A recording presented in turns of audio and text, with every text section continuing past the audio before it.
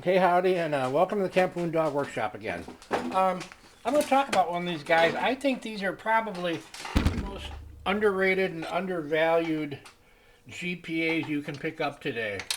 They're called plumber's pots or smelting furnaces or things like that, but basically it's just a camp stove on steroids.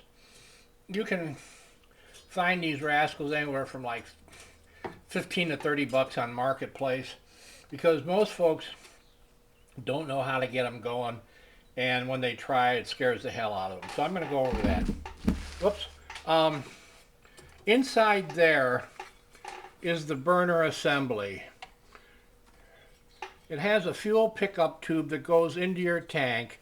Tank has a short pipe and then a rag wick to pull the fuel up.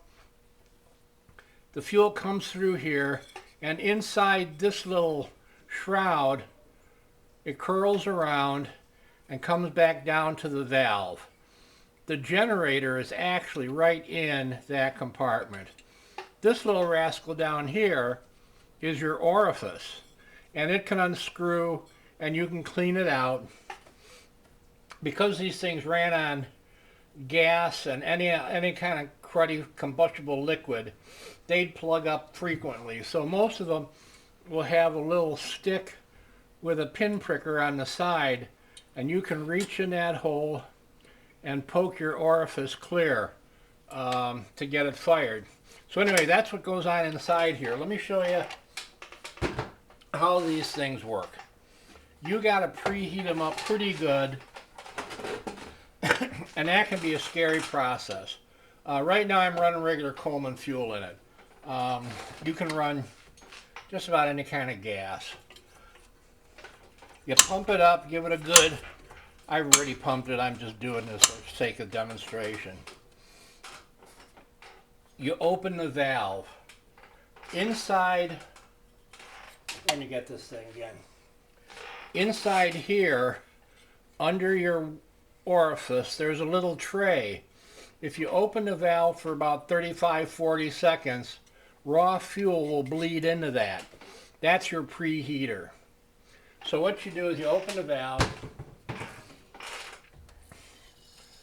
and, wait a little while and then close the valve and light it.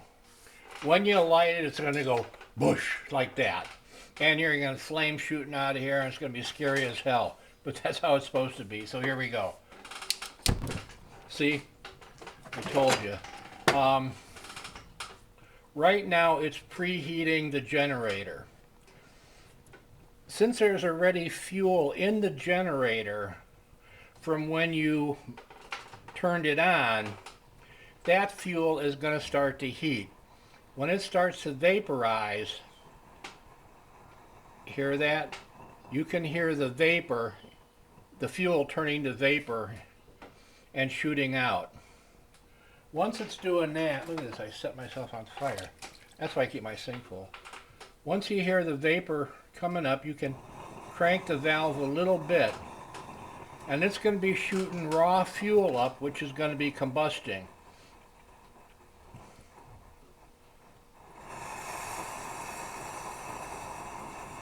This is where most people quit and say, I don't want to mess with this thing. Look at it, it's too crazy. Have patience. It takes a while to get good and hot to vaporize correctly. We're getting there, we're getting there.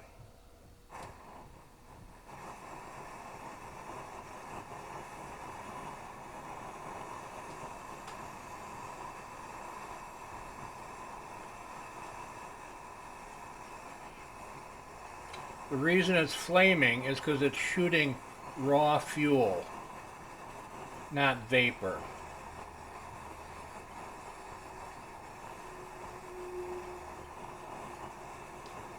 So the preheating process goes on. It's going to get hot enough for the fuel to vaporize rather than shoot raw fuel. And at this point, you don't want to crank it all the way open yet. When the flame starts to die a little, You can open it up a little. Hear that transition? That's not raw fuel burning anymore, that's vapor. And it'll still heat up even hotter.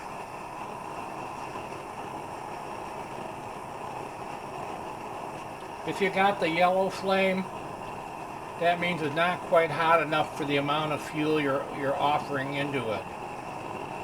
You can dial it back a little if you want, or open that sucker way up.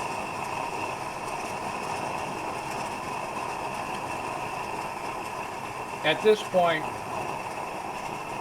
I'm going to turn it down a little bit so we're back to blue flame. Some of these come with a shroud.